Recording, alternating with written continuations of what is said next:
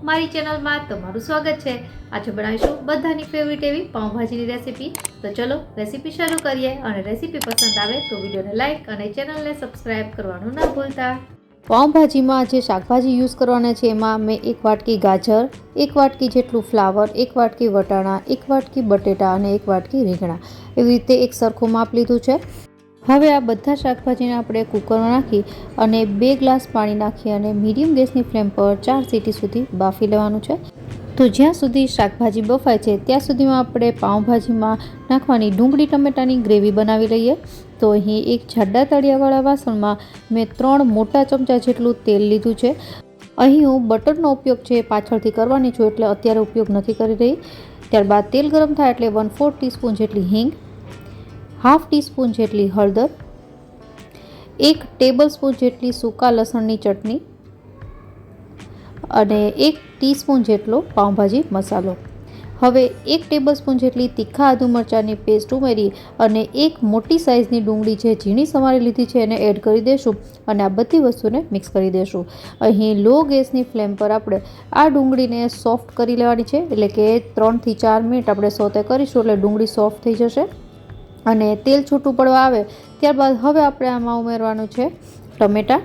તો અહીં મેં 1 મોટી સાઇઝનું ટમેટું જેને ઝીણું સમારી લીધું છે એડ કરી દઈશું અને એને પણ એકદમ સોફ્ટ થાય ત્યાં સુધી પકાવી લેવાનું છે। તો લગભગ 5 થી 6 મિનિટ થશે અને તેલ છૂટું પડવા લાગે અને ટમેટાં એકદમ સોફ્ટ થઈ જાય એટલે હવે આપણે અહીં મેશરની મદદથી પહેલાં ટમેટાં ડુંગળી છે બંને વસ્તુને સરસ રીતે મેશ કરી લેશું જેનાથી એકબીજા સાથે સરસ રીતે મિક્સ થઈ જાય અને એનું ટેક્સચર પણ સ્મૂથ થઈ જશે। તો ટમેટા ડુંગળી મેશ થઈને તૈયાર છે। હવે આપણે આમાં ઉમેરવાની છે 1 વાટકી જેટલી ઝીણી સમારેલી પાલક છે એ કૂક થાય ત્યારબાદ પણ એનો કલર ગ્રીન જ રહે છે। તો જ્યારે તમે પાવભાજી સર્વ કરશો તો એ દેખાવામાં ખૂબ જ સરસ લાગશે। તો પાલક છે મિક્સ થઈને તૈયાર છે। હવે 1 મિનિટ માટે આપણે એને પકાવી લેશું જેનાથી તેલ છૂટું પડી જાય અને આપણી આ ગ્રેવી તૈયાર થઈ ગઈ છે। તો ગેસ બંધ કરી દેવાનો છે। હવે અહીં કોઈ પણ મસાલા આપણે કર્યા નથી, જસ્ટ આ ગ્રેવી તૈયાર થઈ જાય એટલે જે આપણે કુકરમાં શાકભાજી બાફવા રાખ્યું હતું એ ચેક કરી લઈએ। તો કુકર ઠંડુ થઈ ગયું છે, આપણે શાકભાજી ચેક કરી લઈશું તો તમે જોઈ શકો છો સરસ રીતે બફાઈ ગયા છે। તો અહીં પહેલાં આપણે મેશરની મદદથી બધા જ શાકભાજી છે એને મેશ કરી લેવાના છે। તો શાકભાજી મેશ થઈ ગયા છે। હવે જે આપણે ગ્રેવી તૈયાર કરી છે એ આમાં એડ કરી દેવાની છે અને એને શાકભાજી સાથે મિક્સ કરી લેશું અને ત્યારબાદ હવે આપણે મસાલા કરવાના છે। તો અહીં સૌપ્રથમ આપણે 1 ટીસ્પૂન જેટલો ધાણા જીરું પાવડર, 1 ટીસ્પૂન જેટલું લાલ કશ્મીરી મરચું, સ્વાદ પ્રમાણે મીઠું અને ફરીથી 1 ટીસ્પૂન જેટલો પાવભાજી મસાલો ઉમેરીશું અને એના ઉપર થોડું આપણે પાણી ઉમેરી અને બધી વસ્તુને સારી રીતે મિક્સ કરી લેશું। તો પાવભાજી છે એને આપણે હવે પરફેક્ટ કન્સિસ્ટન્સીવાળી બનાવવાની છે, જેવી રીતે આપણે બહાર ખાઈએ છીએ એવી।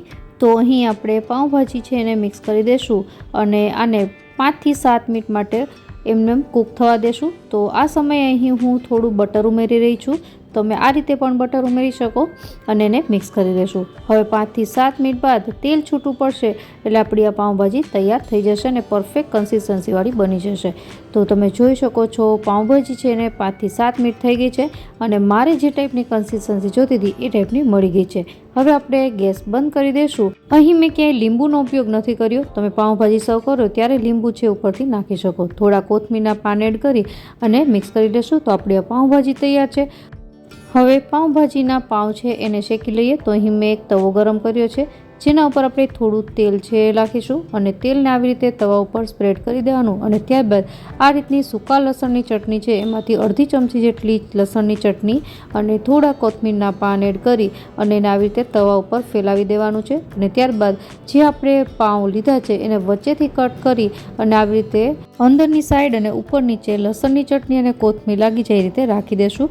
તો બંને પાવ આવી રીતે મેં તૈયાર કરી લીધા છે। હવે આપણે લો ટુ મીડિયમ ગેસની ફ્લેમ પર પાવને 2 થી 3 મિનિટ માટે શેકી લેશું જેનાથી થોડા ઉપર નીચે ક્રિસ્પી થઈ જાય અને પાવ શેકાઈ જાય એટલે આપણે એને લઈ લેશું। તો આપણા પાવ તૈયાર છે। હવે આપણે એને પાવભાજી સાથે સર્વ કરીએ તો એકદમ ફટાફટ અને સરળ રીતે બનતી આ પાવભાજીની રેસીપી તમને જરૂરથી પસંદ આવી હશે। ફરી મળીએ નવી રેસીપી સાથે, ત્યાં સુધી બાય બાય।